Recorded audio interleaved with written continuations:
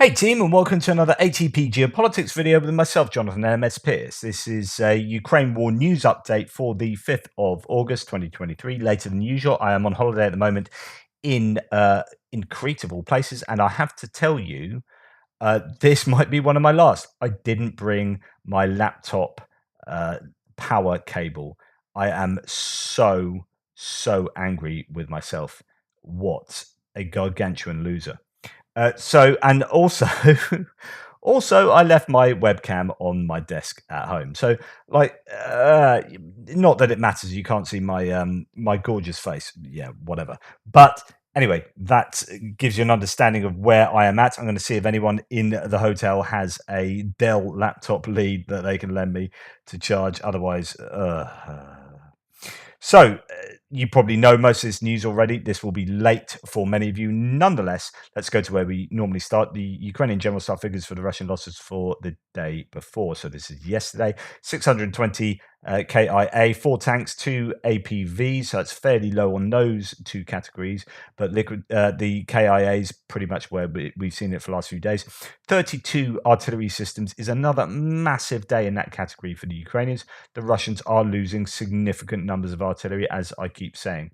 12 drones, 30 vehicles and fuel tanks. Another big day in that category is the logistics. Not only is it about taking out the artillery pieces, but it's taking out the trucks that deliver the ammunition and fuel supplies, and it's taking out the ammunition depots as well. It's a concerted effort to really hamstring the Russian defensive capabilities. 6 pieces of special equipment is a high number for that day. As you can see, 730 over the entire day is equates to less than 1 a day on average. So 6 being lost in a single day is significant. Right. We have seen, I mean, I guess the biggest bit of news is concerning the oil tanker. And in fact, bear with me a second, because actually that should come a little bit later. We'll come to that in a little while in our strikes section. News it on in Telegram of an explosion at an Iskander plant in Russia. It said they immediately suspected a drone attack, but it turned out to be an internal explosion. Some write only one building of the plant was damaged. Others say there's devastation. Awaiting details. Don't know any more details about that, but that would be interesting if it is some kind of sabotage attack on an Iskander missile plant. Here we have a T90. I'm not going to show it, probably get restricted. T90M tank being taken out. So again, the higher quality tanks, if you like, of the Russian forces, the more modern tanks, the T90M, their supposedly best tank, is suffering quite a few numbers of losses over the recent weeks. I think they are using them slightly more than they were previously because they have to, because they have lost so many other tanks. That's why we are seeing more of those tanks being lost. And this goes to what I was just saying, really. Shashank Joshi, referring to an FT article, Financial Times article, says, quote, systematic erosion of, he doesn't say this is the Financial Times, systematic erosion of Russian artillery has been a turning point for the first time in the war. Ukrainian howitzers can deliver sustained fire. It also means that Moscow has less artillery power to kill the infantry that emerge from minefields. That is very significant. I think that there's now this understanding that Russia really are in a little bit of trouble with regard to the artillery, their artillery usage, and in terms of the ratio between the shells fired by the Ukrainians and the shells fired by the Russians, things are moving in the Ukrainian direction.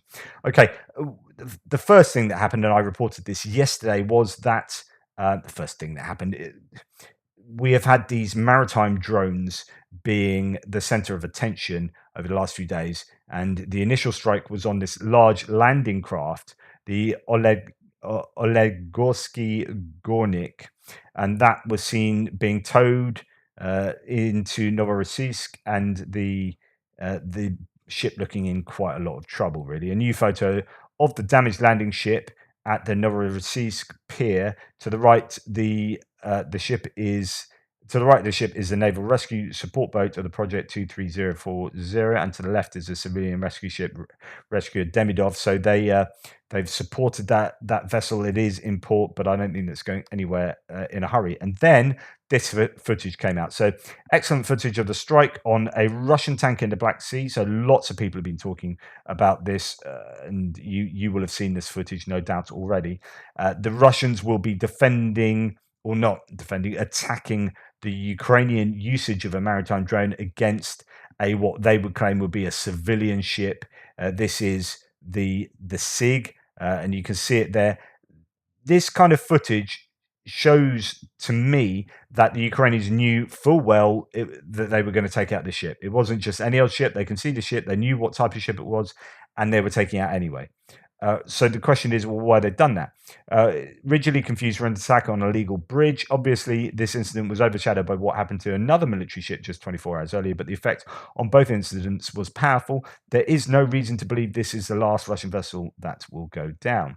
Okay, so bit of a long thread here. The Russian tanker hit overnight by the Ukrainian USV SIG was a prolific sanctions violator and a major lifeline for the Russian war effort in Syria. In 2019, the US Department of Treasury's Office for Foreign Assets Control, OFAC, sanctioned the SIG along with several other vessels and individuals for participating in a sanctions evasion scheme to facilitate the delivery of jet fuel to Russian forces operating in Syria. Sovract is behind a sanctions evasion conspiracy orchestrated by 3 individuals designated today to make payments and facilitate the transfer of supplies of jet fuel to Russian forces operating in Syria in support of the Assad government, is the quote from that report. I dug up SIG's AIS records from the past year, and it tells a very clear story of near monthly fuel deliveries. SIG would sail AIS on until it hit Eastern Mediterranean, go dark for roughly a week, so you know it's doing something illegal, and then pop up heading towards Russia. But where was it going? Thankfully, OFAC gave us a pretty good idea of where these transactions facilitated the sale and delivery of jet fuel in 2016 and 17 to Banias, Syria, which was used by Russian military aircraft. From the AIS records, I could identify 9 ship trips in the last 12 months. Pulling Sentinel-2 imagery, I was able to ID the SIG sitting off the coast of Banyas in 3 of those trips. And then Yorick Isik was a Turkish, I think, source, OSINT there, saying, well, this is OSINT Technical saying, Yorick has been absolutely on top of the SIG and its sister ship Yaz since 2020. In 2023, you can actually see both SIG and Yaz sitting off the coast of Banyas. This is a major ID confirmation for the low-res Sentinel data. Yorick was able to confirm the pair's outbound trip together for the 15th, so on and so forth. The point being that this ship is part of the war effort of Russia, in this case in Syria, but also potentially supporting the war effort in Ukraine. And there's lots of, well, first of all, the tanker SIG hitting the Kerch Strait has not spilt any oil, and there are no injuries among the 11 crew. Russian media report. Rescue vehicles Mercury and Impulse are towing the SIG. The crew are pumping out water, and they're now trying to patch the hole. So there is that. And then, as you can see, footage there. Actually, I'm not going to go into the details of that one. It's this one I want to share with you. This is Ilya Ponomarenko, the former, actually, I think he's just left the Kyiv Independent journalist, speaking of Twitter Puritans that express their righteous anger over Ukraine parroting the Russian maritime blockade and continuously attacking Russian targets in the sea. There's just one thing that gives a complete description of what Ukraine can and cannot do as part of the war effort. It's called international humanitarian law. And according to the law, oil tankers, let alone military vessels, are valid military targets as they are vital for the adversary's own war effort. Irrelevant moralizing and double standards, yeah, Russia does this and that, and Ukraine should do better than that, do not help. We're fed up with this weird trend of Ukraine being supposed to win the war by throwing flowers at Russian tanks, kissing Russian soldiers in the cheek, and radiating love, joy, and unicorns on a daily basis. Moreover, the same Twitter moralizers then end up throwing hands into the sky over Ukraine's offensive progress being frustrating, way too slow, and not meeting expectations. There are just 2 things in this case: military necessity and international law. We don't have another Ukraine we can move to. Really powerful words there from Ponomarenko. And it goes to talk of the nature of this strike being a military strike and being fully justified, despite what Russians may say. There were claims about strikes on Crimean Bridge as well. I don't know. I haven't had a chance to really properly look to see whether the any other bridges were hit or whether that was just that drone striking the SIG there. But that is a big piece of news. I'm not going to do a second video. This is all one video. I'm not going to do Frontline today. I just don't have the time. Don't have that much battery time. So here we have Russia seems to have flown almost all of its helicopters out of Belarus, says Tim White. This is other bits and pieces. A monitoring group in Minsk says 10 Mi-8s and Mi-24s have flown back to Russia, probably leaving only one chopper still in Belarus. So this is I don't know what this tells us really. Does this represent that Russia need their helicopters? They're running low in Ukraine and they're pulling out airframes where they can, in this case from Belarus, so that there are no Russian airframes really and no helicopters left in Belarus. They went from blockade of the Black Sea to the naval siege of the Black Sea Fleet. Russians reacting to recent incidents in the Black Sea and admitting the only way to stop these is to capture Odessa and Mykolaiv, impossible, while accusing NATO of carrying out these attacks. So lots of reaction from the Russians about those. That particularly that one against the SIG, the naval drone attack there. But really, I guess in response to both of those attacks, they are, as you can imagine, pretty surprised, the Russians, pretty annoyed and flailing a little bit and saying, well, the only thing we can do is capture Odessa and Mykolaiv, and that's just never going to happen. So you can imagine reaction here with a lot of missile strikes, maybe from the Russians. We shall see. It just depends how many missiles they actually have. This is Tendar saying Ukraine's maritime authorities make it now difficult. According to Ukrainian Coastal Warning 118, 6 Russian seaports along the Russian Black Sea coast are declared areas of war risk. And by doing so, declaring those areas to combat areas, the warning comes effective immediately and is valid until further notice. This applies to the following cities: Taman, Anapa, Novorossiysk, Gelendzhik, Tuapse, and Sochi. What does this all mean? Well, basically, this means that those ports are going to be affected in terms of insurance. And I think because these are now being declared as kind of war zones by Ukraine, and Ukraine have hit that tanker, you will start seeing ships unable to get insurance to trade from those ports. I wonder whether China is going to step up and offer to insure those ships themselves. Maybe some kind of self-insurance thing going on. But that really might have a significant effect on whether Russia is able to do the kind of international trade it really needs to be able to do to fill up those coffers at least somewhat. Right, now onto military aid. Here we have first group of Ukrainian pilots formed for F-16 training. According to Politica, 8 Ukrainian pilots who are fluent in English and are ready to begin training on American fighter jets. Says no date has been announced for the start of their training. Another 20 pilots from Ukraine will take English language courses in the UK before starting training on the F-16. So that seems to be ramping up, getting closer, as that's also confirmed here by NOR reports. So good news in that respect. Lithuania is to provide Ukraine with NASAMS launchers. So these are the national or Norwegian surface-to-air missile systems, depending on where you read it. The ministry did not specify the number of launchers, but said they would also provide Ukraine with counter drones, some logistics equipment, and more. So actually, there's a bunch of stuff that they're going to be giving. That's brilliant, Lithuania. NASAMS missile launchers, anti-drones, logistics equipment, folding boxes, and a wide range of other support will soon be transferred to Ukraine. Brilliant. They need as much air defense as they can get. Bulgarian government approves, this is kind of official now, delivery of about 100 armored personnel carriers, these old ones, sort of BTR 60s, I think. So from the 1960s. So they're not the newest stuff. I think Bulgaria are going to be backfilled with more recent stuff, and they're going to provide these older Soviet era armored personnel vehicles to Ukraine, 100 of them. That's now official, and that's good news for Ukraine. Again, useful stuff. Ukraine received 2 mine clearing tanks, the Vicent 1, and 11 mine plows for T-72s from Berlin over the last week. In addition, Berlin planned to send 40 Marder infantry fighting vehicles and 6 Berger Panzers to armored recovery vehicles, says the cabinet of Germany. Now, we will go on to speak a little bit more about Germany in a second. There's some pretty important details coming out. Ukraine, more of the fruits of British assistance to the Ukrainian army. This is the MBDA ASRAM IR anti-aircraft missiles mounted on a Supercat HMT truck to provide a mobile air defense platform. When fired from aircraft, the ASRAM can hit targets more than 25 kilometers. Thomas Tyner then says, if you wonder what the reason for the reason Ka-52 attack helicopters were suddenly falling out of the sky outside of the range of MANPADS, here is your answer.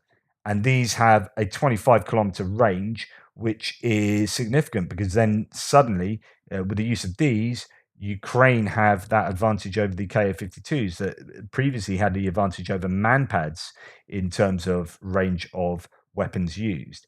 And now in that kind of weapons race, in that arms race, Ukraine have wrested the advantage potentially back from Russia. Be interesting to see how many of these they have and whether they are indeed having success in taking Ka-52 attack helicopters down. This is a Ukrainian kayak with a grenade launcher on the bow. A Ukrainian 40mm UAG-40 automatic grenade launcher weighs only 18 kilograms, so perfect sort of weapon to attach to a kayak. Kayaks are useful because they're silent, essentially, rather than a speedboat. You can't really use a speedboat or motorboat to do special forces operations, clandestine operations around the Dnipro River Delta. This is kind of special forces. SBS, the UK version, has a long history of training on kayaks. This is a kayak with a automatic grenade launcher. So yeah, pretty useful there. Okay. Russia doubles its defense spending to more than $100 billion in 2023, according to Reuters. It's a third of all planned government spending. That is phenomenal, right? Around $300 billion of total spending for the government, $100 billion going on defense. Just insane. And you add that with all the other problems they have, economically, it's just a big hot mess. Now, this is what it's talking about with regard to Germany. So the claim is that Germany is slowing down the supply of promised weapons to Ukraine. Only 10 of the promised 110 Leopard tanks were delivered, writes the German publication Welt. According to the publication, after Zelensky's visit to Berlin in May, only 10 of the 110 Leopard tanks were delivered, and 24 Marders and the IRIS-T air defense system were not sent at all. Right, what's going on here? Well, there is very interesting. This is coming from, I think, Business Insider or Insider Russia. Sorry.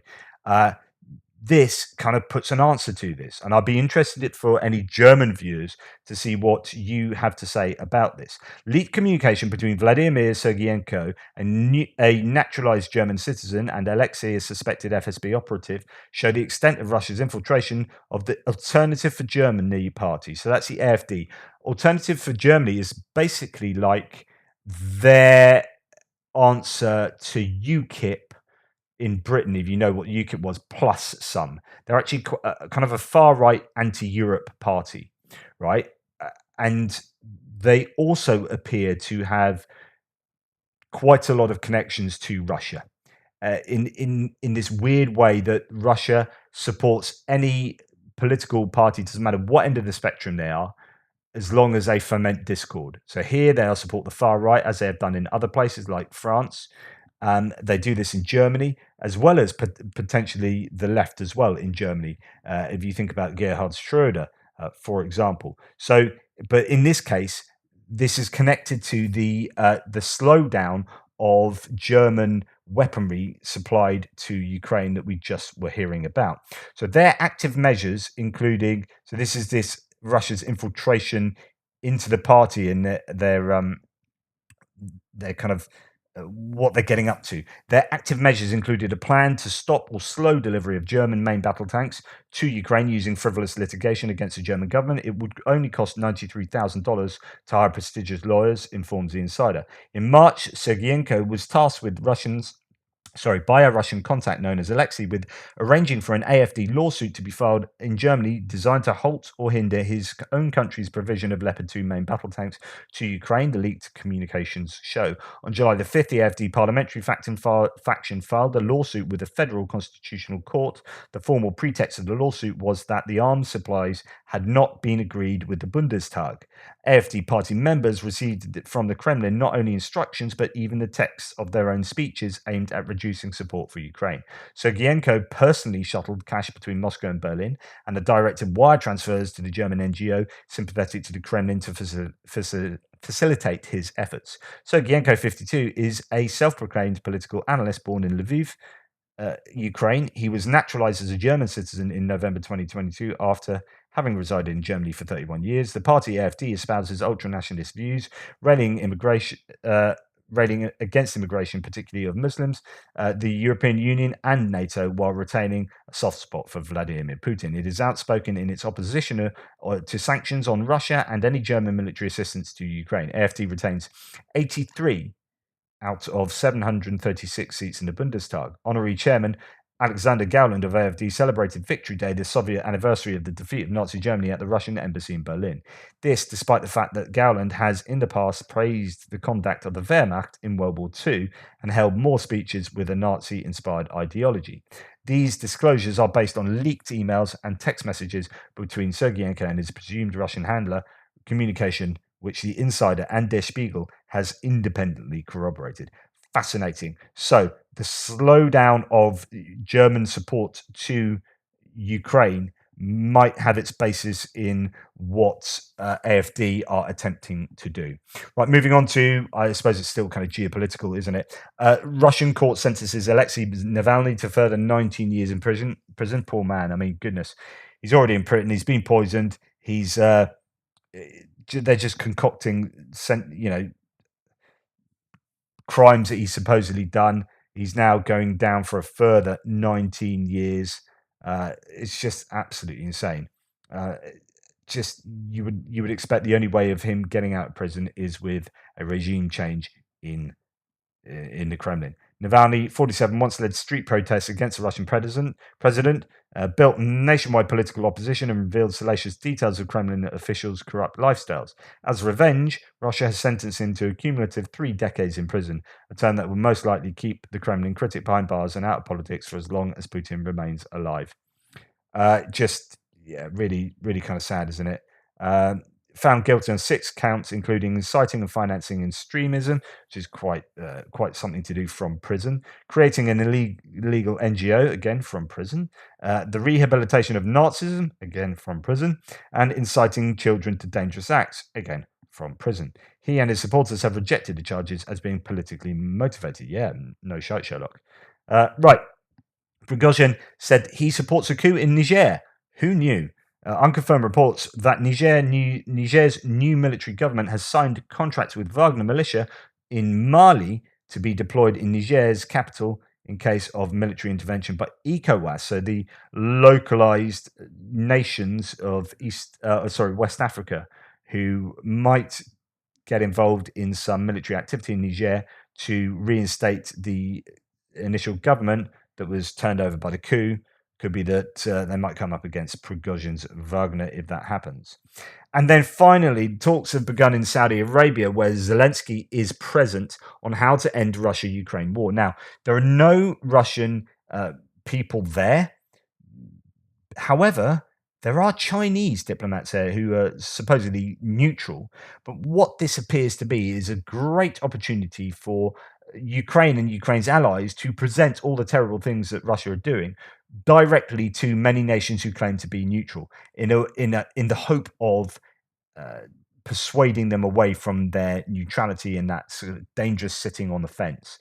They need as much help from these nations in the UN, internationally, with aid or support, or just in a game of influence. And the case that one nation might have said that they were neutral previously, and if they move to being supportive of Ukraine, then that tells the Kremlin something. So this is a really serious battle for the hearts and minds of diplomats and governments around the world. And I think it's going to be interesting to see what the outcome will be, as Saudi Arabia themselves are kind of placing themselves in a position of kind of power, being these important brokers, as they often have been recently. I think Saudi Arabia are quite cognizant of the limits of their power given hydrocarbons waning, right? Oil isn't going to be around forever. And where is Saudi Arabia after oil? So it's why they're going around buying really expensive football players. I mean, it sounds frivolous, but no, they everything they're doing, I'm sure, must be about positioning Saudi Arabia post peak oil, basically, post hydrocarbons. What do they have to offer the world? And if they can play themselves into an important role geopolitically, then that will be in their obviously in their very best interests. Uh, Nevertheless, I'll be interested to see how that all turns out in Saudi Arabia. Right, that's me for today. I hope I have enough battery to do at least several of these. Please like, subscribe, and share. Thanks so much for your support. I'm sorry that you may not get them every day. I'm going to try my hardest to find some kind of Dell power cord from somewhere. I'm such a muppet. Toodle pips.